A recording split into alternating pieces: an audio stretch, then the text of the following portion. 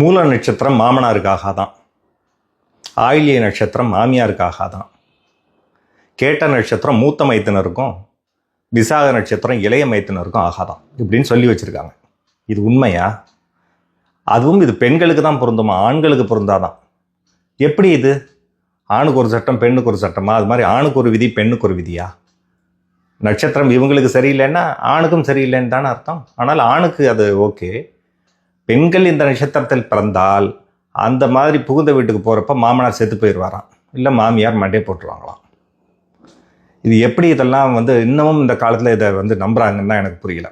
இதனால் மூல நட்சத்திரத்தில் பிறந்த பொண்ணுங்க எத்தனை பேர் கல்யாணம் ஆகாமல் இருக்காங்க தெரியுமா?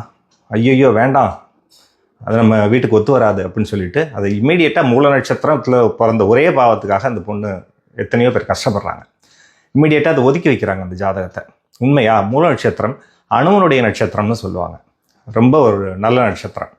அதில் நம்ம மற்ற 9 கோள்கள் இருக்குது, 12 ராசிகள் இருக்குது, அதை வச்சு தான் பார்க்கணுமே தவிர வெறும் ஒரு நட்சத்திரம் ஒருத்தரை ஒன்றும் பண்ணாது. இன்னும் சொல்லப்போனால் மாமனாருடைய ஆயுள் பாவம் அவர் பிறந்தப்பவே எழுதப்பட்டுருச்சு, அது மாதிரி மாமியாருடைய ஆயுள் பாவமும் அவர் பிறந்தப்பவே எழுதப்பட்டுருச்சு.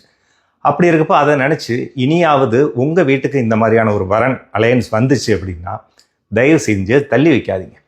மற்ற கிரகத்தோட அமைப்புகளையும் நீங்கள் பாருங்கள், அதை வச்சு நீங்கள் முடிவு பண்ணுங்கள். பட் இந்த நட்சத்திரத்தை வச்சு தயவு செய்து முடிவு செய்யாதீங்க.